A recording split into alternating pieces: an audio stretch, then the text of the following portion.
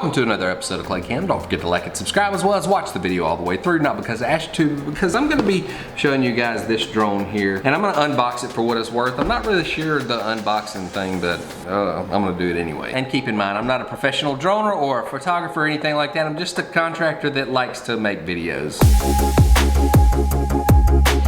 And if you think this is gonna be one of those boring videos where the guy's like unboxing it and he just goes through every step of unboxing it, that's not this video. I mainly wanna hit the high points of this drone. This is not like a really comprehensive view of this drone. This is sort of like the things that you really need to know.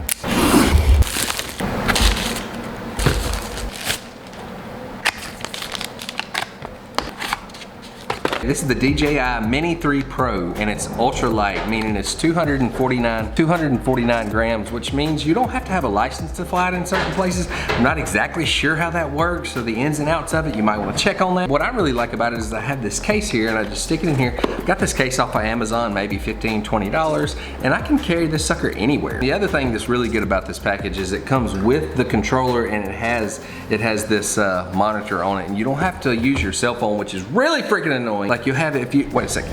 The drones I've had in the past were these Phantoms, and they're really good drones. I love the way they shoot the video, and they're really solid and stable and strong. These controllers where you have to put your phone here, and then you get a call, and then all of a sudden your drone messes up, and then your whole day is ruined, and maybe even your entire life. So having this controller has been a breath of fresh air.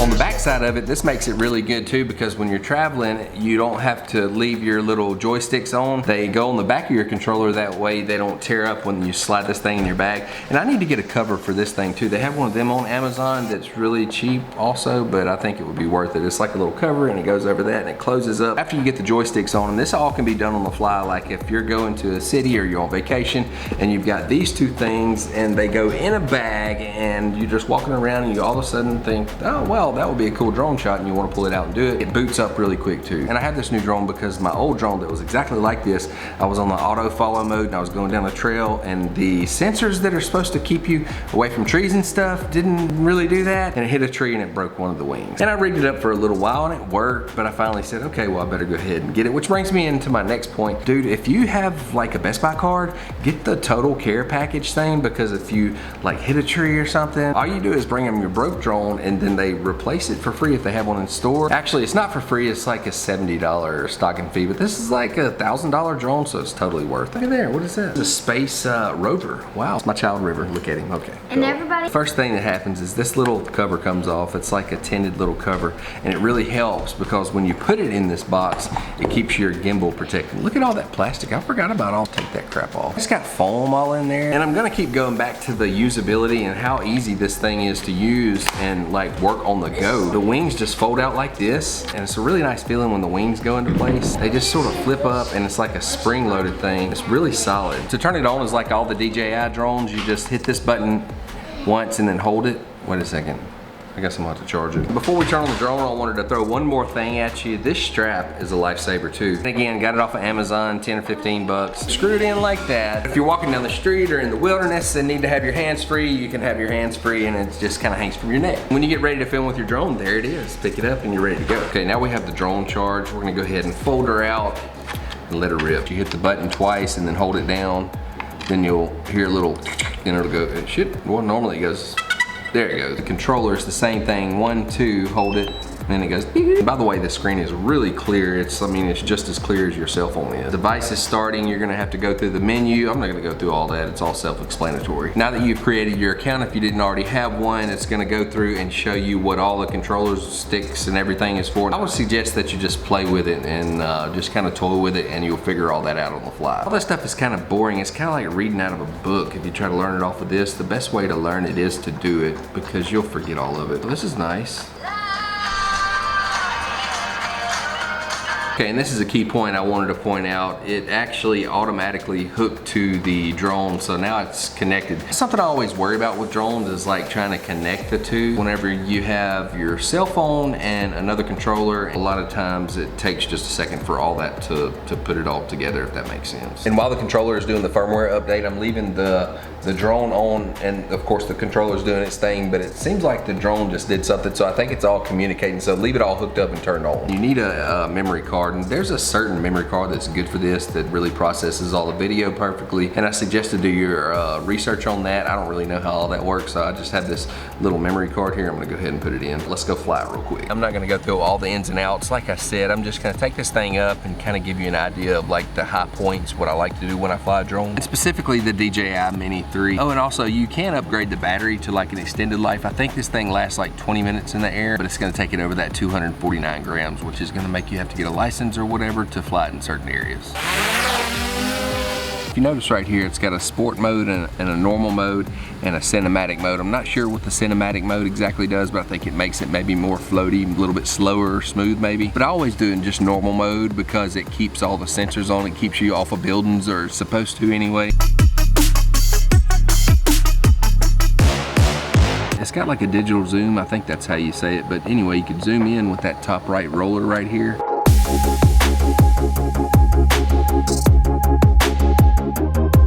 Oh, and if you really want to go fast, let's take it up a little bit, switch it into sport mode. Boop, there we go, that little switch right there. It's supposed to go like 35 miles an hour. Okay, we're at 21 miles an hour. There's a power line. We're gonna go ahead and lift above the trees.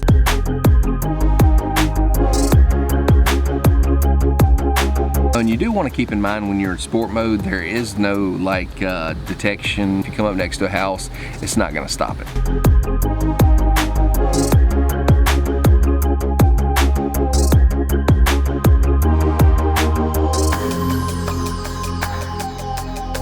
And another cool thing about this drone, and it's really common for pretty much every drone, you have a home button. You could just hold that down for a second, and it's gonna take the drone home. It should land it right where it took off in theory, and normally it doesn't like land it exactly where it took off from, but pretty close. And just a little crash course on your drone techniques. I'm gonna show you guys. You wanna make your drone shots smooth and sort of epic and dramatic. One thing that really helps with that is called master shots, and it's right there on your menu. You just hit master shots. I'm gonna get a master shot of this house being framed.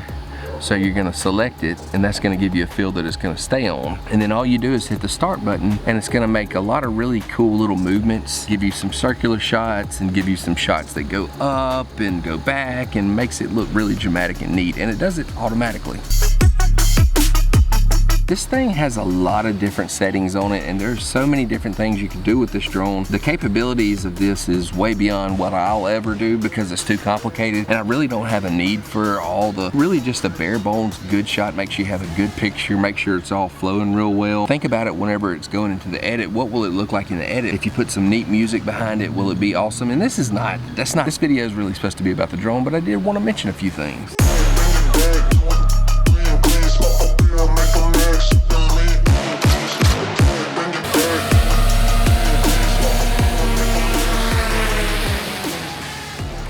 Just to go over this drone again, I really like it because it's so small and compact, and you can carry this thing anywhere, and you can basically smuggle it into wherever you want to.